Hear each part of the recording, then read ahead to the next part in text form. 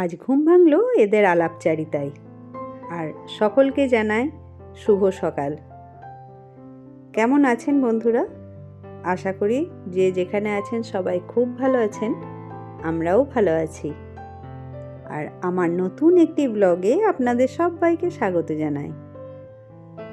আমার কাছের ও দূরের নতুন বন্ধু এবং পুরনো বন্ধু যে যেখান থেকেই আমার এই ভিডিওটি দেখছেন, তাদের সকলকে জানাই অনেক অনেক ধন্যবাদ আমার ভিডিও দেখার জন্য। তো চলুন আজকের ভিডিওটা স্টার্ট করা যাক। এখন চা নিয়ে বসে গেছি, কিন্তু এটাও তাড়াতাড়ি শেষ করে সবজিটা কেটে নিতে হবে। আর সেদিন তুলে রেখেছিলাম যে লাল শাকটা, অতটা শাক ছিল কিন্তু কড়াইয়ে দেওয়ার পর একদম একটুখানি হয়ে গেল। টাটকা শাক তো ওই জন্যই হবে হয়তো, পরের দিন আর একটু বেশি করেই তুলতে হবে। তো যাই হোক, এখন শাকটা ভেজে নেব। আর এদিকে ভাতটাও কিন্তু আমার এখন রান্না হয়ে গেছে। আর এটা সেদিনের ভোরালি মাছটাই যে কপিস বাকি আছে এটাই রান্না করে নিচ্ছি। হ্যাঁ, এটা ভোরালি মাছই। আমি সেদিনকে হয়তো কনফিউজড হচ্ছিলাম যে পরে বলেছিলাম যে ভাঙর, কিন্তু এটা ভোরালি মাছ। যখন কোনো জায়গায় আমরা দীর্ঘদিন থাকি তখন সেই জায়গার মানুষের জীবনধারার সাথেও আমরা পরিচিত হই। তবে শুরুর দিকে কিছু কিছু অসুবিধা তো আসেই, বিশেষ করে ভাষার দিক থেকে। চাকরি সূত্রে আমরা আসামের গুয়াহাটিতে বেশ কয়েক বছর ছিলাম। তো সেখানেই যখন আমরা প্রথম আসি তখন বাজারে সব জিনিস, সবজি, মাছ কিনতে গিয়ে অসুবিধায় পড়তে হতো, কেননা কথার ভাষার মিল হতো না। যদিও আসামিজ এবং বাংলা ভাষা তো অনেকটাই এক, তবুও যেমন কাতলা মাছকে ওখানে বলতো ভকুয়া, বাটা মাছকে বলতো ভাঙর, এই রকম আর কি। টমেটোকে বলে বিলাহি। তো যাই হোক, মাছের ঝোলটা ওদিকে বসিয়ে দিয়ে এখানে এসছি কিছুটা ধনেপাতা তুলে নিতে, কেননা ধনেপাতা নেই। বাগানে ধনেপাতাটা বসিয়ে ভালোই সুবিধা হয়েছে, না থাকলেই দৌড়ে তুলে নিতে চলে আসি। আর এখন যাচ্ছি হাজব্যান্ডকে পৌঁছে দিতে। স্কুটিটা বাইরে বার করা থাকলে একটু সুবিধা হয়। তো যাই হোক, কিছু করার নেই, ওরও সময় হয়নি বার করার, তা এখন বার করে নিলাম। এরপর তো গেটগুলোই তালা দিয়ে তারপরেই যেতে হবে। এই যে এখানে পৌঁছে দিলাম, আর ওর বাসও এসে গেছে। এখন তো বাড়ি চলে এসেছি। আর এখানে কয়েকটা কাঞ্চন ফুল ফুটেছে, একেবারে তুলে নিয়ে যাই, ঠাকুরকে দিয়ে দিতে পারবো। আর এই সময়ই এসে আমি ফুলগুলো তুলে নিই একেবারে, তা না হলে ওপরে আবার যাব, আবার নিচে আসতে তখন আর ভালো লাগে না। তাই এখনই একবারে তুলে নিচ্ছি। আর এই তো চলে এলাম ছাদে। আর আজ সকালে গাছে একটুও জল দেওয়া হয়নি, তো যে গাছগুলোতে জল প্রয়োজন আছে সেই গাছগুলোই একটু জল দিয়ে দেব।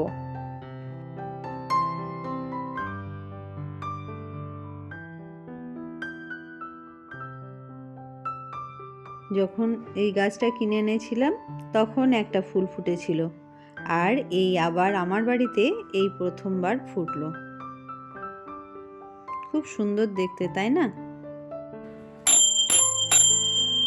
এখন সকাল 9:30 মতো বাজছে, আর গোপাল বাবুকে এখনো ঘুম থেকে তোলা হয়নি, তাই এখন ঘুম থেকে তুলে দেব।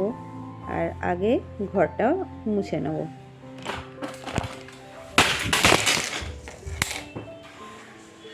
কি হলো বলুন তো?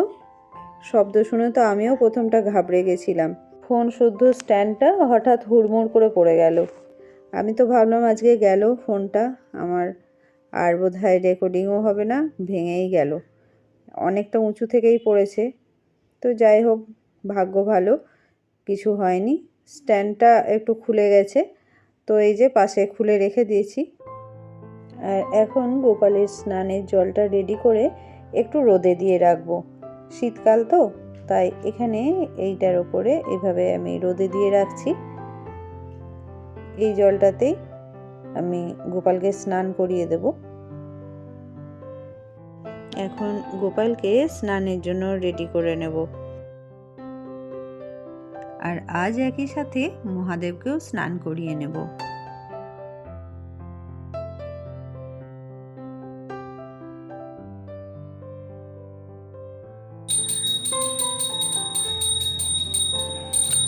রোজকার মতো আজও ঠাকুর ঘরের কাজ সেরে চলে এলাম ব্রেকফাস্ট করতে।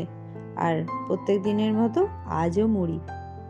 সকাল থেকে যে কটা বাসন পড়েছিল সেগুলো এখন ধুয়ে নিচ্ছি।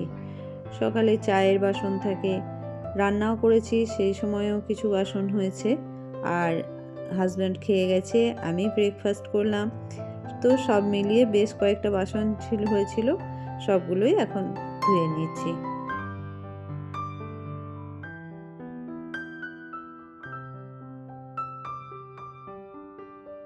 আর আগে ধোয়া বাসনগুলো জায়গা মতো তুলে দিচ্ছি, তা না হলে তো বাস্কেটে জায়গা হবে না। আর এইভাবে গুছিয়ে রাখলে প্রয়োজনে হাতের কাছেও পাওয়া যায়। ওই দিকের কাজকর্ম মোটামুটি সেরে চলে আসলাম রনির ঘরটা আজকে একটু পরিষ্কার করে নিতে। আর আজ ওর ঘরের বেড কভারটা চেঞ্জ করে দিলাম। আর সারা বছর এই ঘরটাতে কিন্তু খুব সুন্দর রোদ আসে। আর এখানেই বিছানা বালিশগুলো রোদে দিলেই বেশ গরম হয়ে যায়। খুব সুন্দর রোদ আসে জানালা দিয়ে এই ঘরটায়। আর এই ঘরটা তো রনি নিজের মতো করেই সাজিয়েছে। এই যে পেন্টিংটা দেখছেন বাঁধানো, এটা কিন্তু কম্পিউটারে ও নিজেই বানিয়েছে।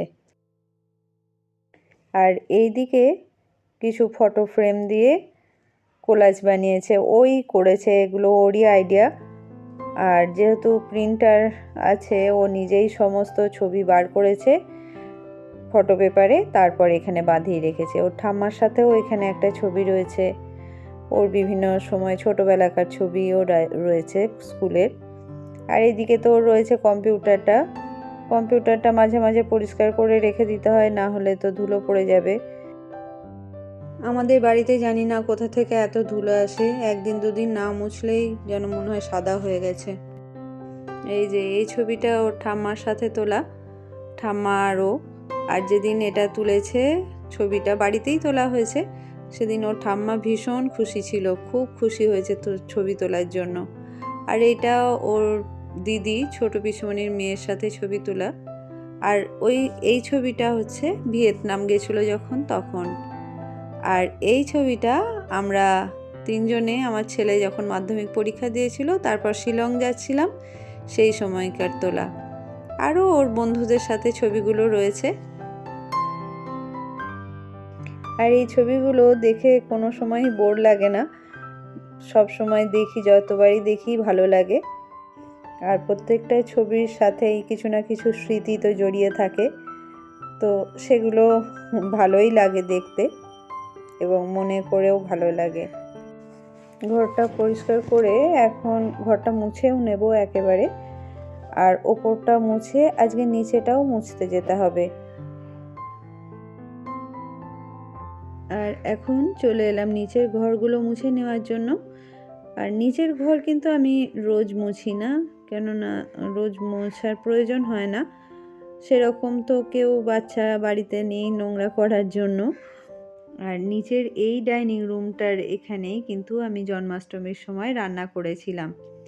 এখানটা ফাঁকা থাকে বলে আমার খুবই সুবিধা হয়, কেননা ঠাকুরের রান্না করার সময় বেশ অনেকটা জায়গার প্রয়োজন হয়। আর আমার উপরে ঠাকুর ঘরে তো অতটাও জায়গা নেই। সব কিছু কমপ্লিট করে এখন লাঞ্চটাও করে নেব, বেশ অনেকটাই বেলা হয়ে গেছে। এই শাড়িটা কিনেছিলাম পুজোর সময়, এটা পরা হয়নি, নতুনই আছে শাড়িটা।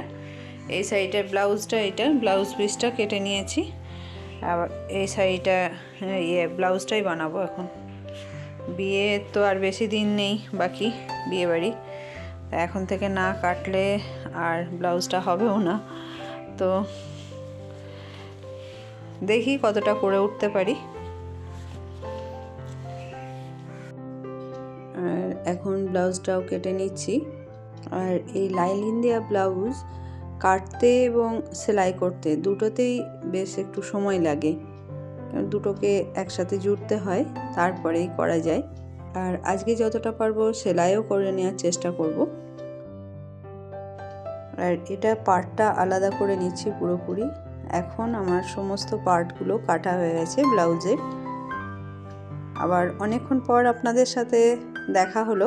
আর এখন ব্লাউজটাও আমার অনেকটাই ব্যাক সাইডটা সেলাই করা হয়ে গেছে। তো বন্ধুরা, আজ এই পর্যন্তই।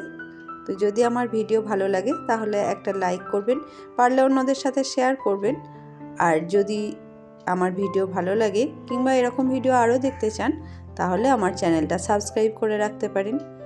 তো দেখা হবে আমার আবার নতুন একটি ভিডিওতে। ততক্ষণ সবাই ভালো থাকবেন, সুস্থ থাকবেন, সাবধানে থাকবেন। আর আমার ব্লাউজের ব্যাকনেকের ডিজাইন কীরকম করছি কি না সবটাই আপনাদের সাথে শেয়ার করব নেক্সট ভিডিওতে। তো দেখা হচ্ছে আবার একটি নতুন ভিডিওতে।